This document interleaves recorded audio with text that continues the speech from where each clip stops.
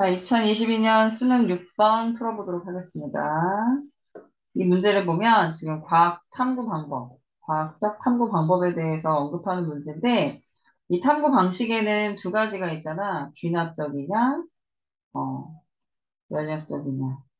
귀납은 수많은 여러 가지 현상에서 뽑아낸 일반화된 결론이지, 그치? 반대로 연역은 실험을 해보고, 이제 그 실험을 통해서 어떤 결론에 다가가도록 하는 거야. 그래서 실험을 할 때는 실험의 계획을 세우기 위한 가설, 그다음 탐구 수행을 거쳐서 결과를 얻게 되고 그 결과로부터 결론에 도달하는, 그죠? 자, 그래서 아마도 실험, 우리가 실험에 관한 예시가 나온다면 거의 연역적 탐구 방법이다. 자, 그럼 가설이 있는지 한번 살펴보도록 하자. 여기 보니까 바다달팽이라는 애가 나와. 또 갈조류가 나와. 한번 그려볼게. 갈조류는 미역 같은 거야, 미역. 갈조류. 미역이 막 이렇게 있어. 근데 바다달팽이가 진짜 달팽이처럼 이렇게 생기진 않았는데, 그냥 바다달팽이가 얘를 뜯어 먹는단 말이죠. 그러면 바다달팽이가 갉아먹은 갈조류에서는 X라는 물질이 나온다. 얘가 X를 분비한다. 왜? 막 쓰거나 아니면 먹으면 죽거나 하는 바다 달팽이를 기피하게 하는, 바다 달팽이가 피하게 하는 물질 X를 만들 것이다. 그럼 많이 먹히면 많이 분비하겠지. A 집단, B 집단의 갈조류를 A, B로 나누어서 한 집단만 바다 달팽이가 갉아먹도록 했더니 X양을 측정했을 때 B가 A보다 많았대. 한쪽만 먹혔다. 그럼 어느 쪽만 먹혔다?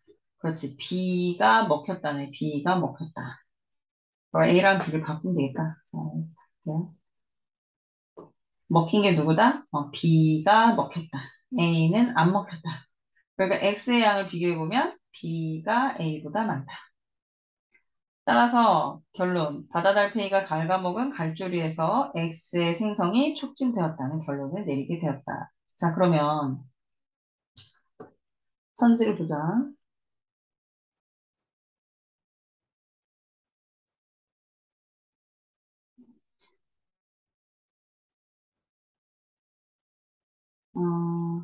자, 기억은 가에서 관찰한 현상을 설명할 수 있는 잠정적인 결론. 우리가 이거 뭐라고 했지? 가설.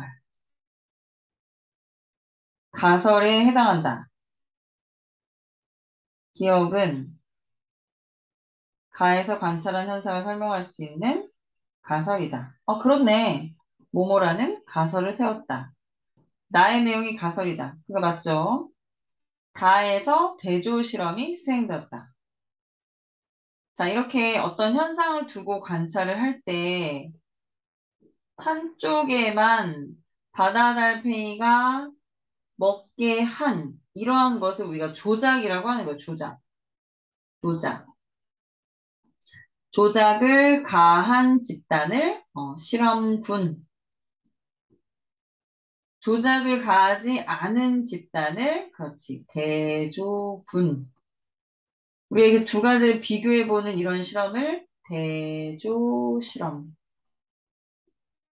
그렇다고 한다면 조작 변인에 해당되는 건 뭐겠어? 그렇지. 바다 달팽이가 바로 조작 변인이 되는 거야. 바다 달팽이의 영향으로 생겨난 결과 X. 바로 이 X를 뭐라고 한다? 종속 변인이라고 하는 거야. 따라서 우리가 가설을 잘 보면 이 가설 안에는 내가 어떠한 조작을 하면 어떤 결과가 나올 것이다. 바다 달팽이가 먹게 하면, 자, 이런 게 조작이죠. 내가 어떤 실험 조작을 하면 물질 X가 나올 거야. 이게 결과잖아. 그러니까 조작은 원인에 해당되는 거고, 이 X가 나온 것처럼 어떤 결과로 보여지는 것을 종속변인이라고 해요. 다시, 원인에 해당되는 것은 조작변인, 결과에 해당되는 것은 종속변인. 그리고 조작을 가한 집단을 실험군, 그렇지 않은 걸 대조군. 이렇게 비교해보는 실험을 대조실험이라고 한다. 따라서 자 중요한 내용인데 가설 안에는 뭐가 있다. 내가 어떠한 조작을 가하여 결과, 종속 변인을 관찰하게 될 것이다. 이렇게 가설을 세운다. 가설을 세운다. 다시 밑에 있는 내용을 보면 자 다에서는 대조 실험을 수행했다. 그렇죠? 맞죠? 라에서 A는 바다 달팽이가 갉아먹은 갈조리다. 자, 아까 내가 그림으로 그렸었는데 갉아먹은 집단은 B가 되겠지? B네, B. A가 아니라 B. 네, 그래서 기억 미음이 맞고. 자, 6월 수능엔 안 나왔다 그랬지? 그러나 수능 완성에서는 여러 가지 실험을 언급하고 있어. 그런데 생물의 특징이라기보다는 교과서에 나오는 구체적인 실험 내용을 가지고 묻는 게 있어서 이 문제를 같이 풀어보려고 해. 자, 여러분, 이 문제에서는 효모를 이용한 실험이고, 이거 교과서에 있거든. 자, 효모의 먹이로 포도당과 설탕을 준비해서 다음과 같이 A, B, C, D, E에 이렇게 넣었다. 효모는 포도당과 설탕을 먹고 무기호흡하는데, 다시 말하면 산소 없이 뚜껑을 꽉 닫았을 때도 호흡을 하는데, 이러한 과정에서 발효가 일어나요. 효모를 잘 이용하면 술을 만들 수가 있어. 그러니까 효모가 술을 만들 때 재료가 포도당과 설탕인데 어떤 걸 더 좋아하는지도 이 실험을 통해서 알 수가 있다. 앞에서 얘기했듯이 조작을 하면 어떤 결과가 나타나는데 그게 바로 종속변인이라고 그랬지. 그럼 여기에서의 조작변인은 뭐가 된다? 포도당과 설탕이 된다.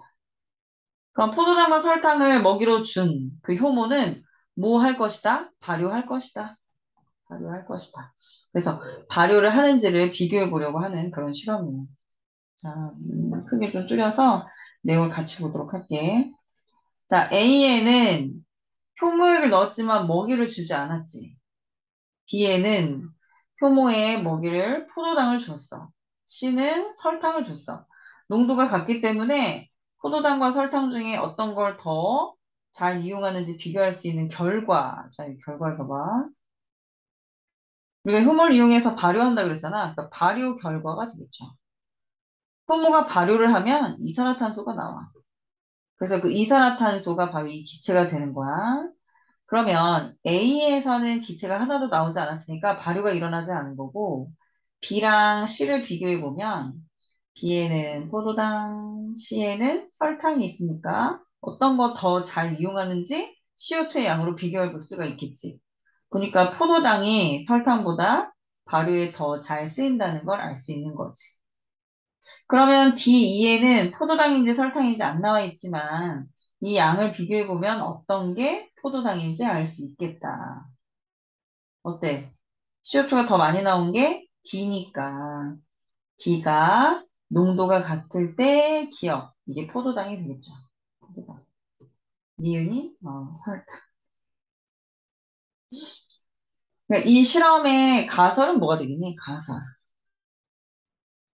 효모는 포도당 설탕을 먹이로 발효하여 CO2를 방출할 것이다.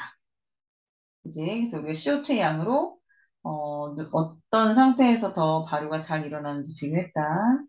자, 기억은 포도당이다.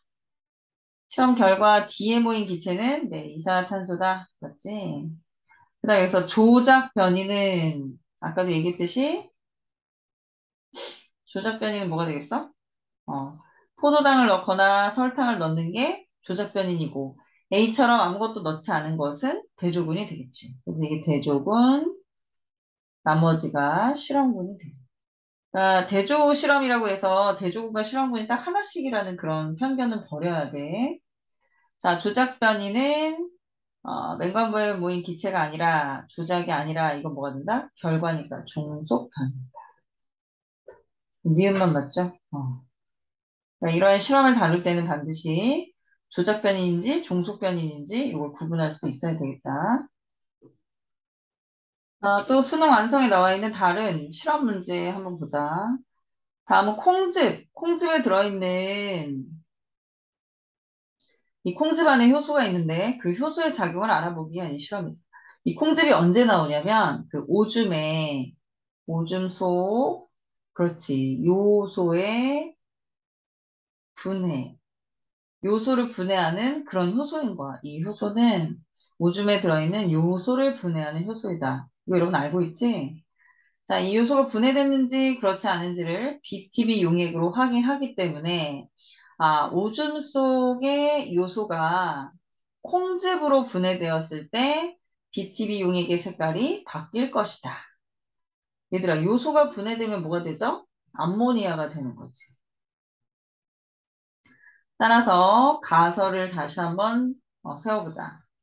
콩즙의 효소가 조작변이 되겠죠? 콩즙을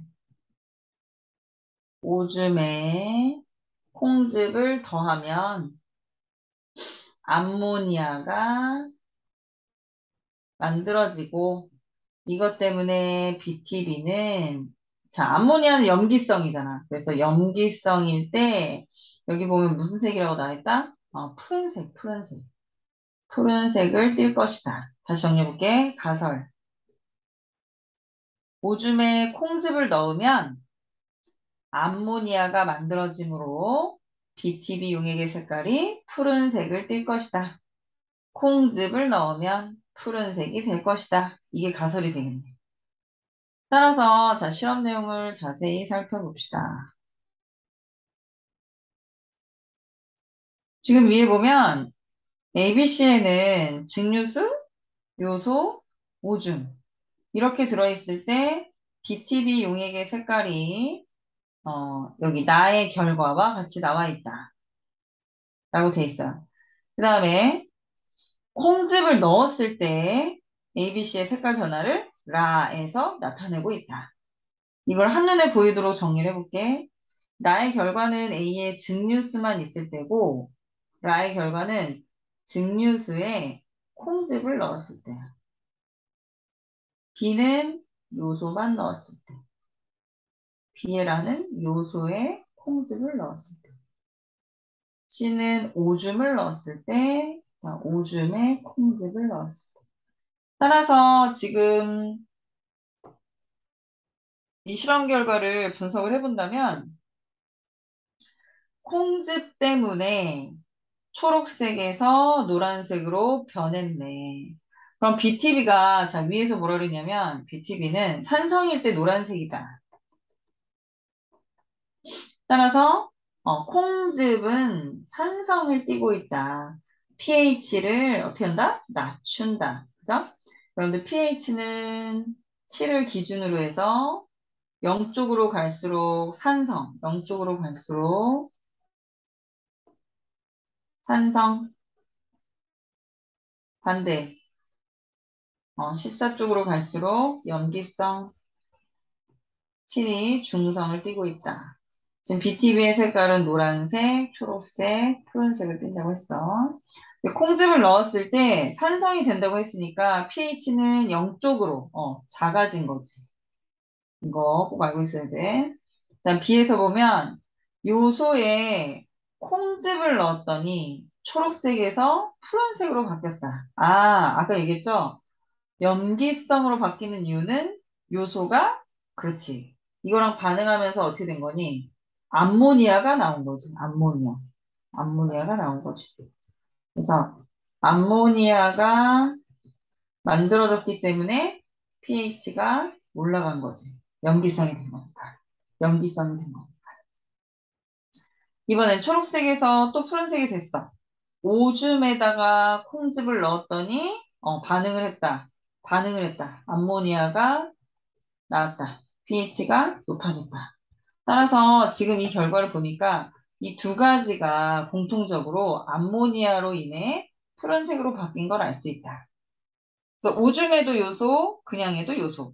그러니까 요소가 오줌에도 들어있다는 걸 알 수 있는 거죠.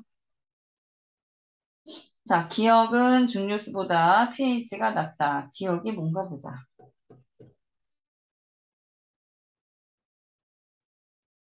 문제에서 기억이 어딨지? 기억? 아, 콩즙. 지금 콩즙은 산성이라는 게 문제에서 제시가 돼 있지. 그래서 기억은 pH가 낮다. 맞고, 기억에는 요소를 분해하는 효소가 들어있다. 그렇죠? 실험 결과 기와 C에서 암모니아가 생성이 되었다. 맞지? 네. 이렇게 해서 지금 실험에 관련된 문제까지 풀어봤어. 6월 수능에는 안 나왔지만 이번 실제 수능에서는 또 나올지 모르니까 꼭 가설을 정하여 면역적 탐구 수행하는 것 잘 기억해 두기 바래.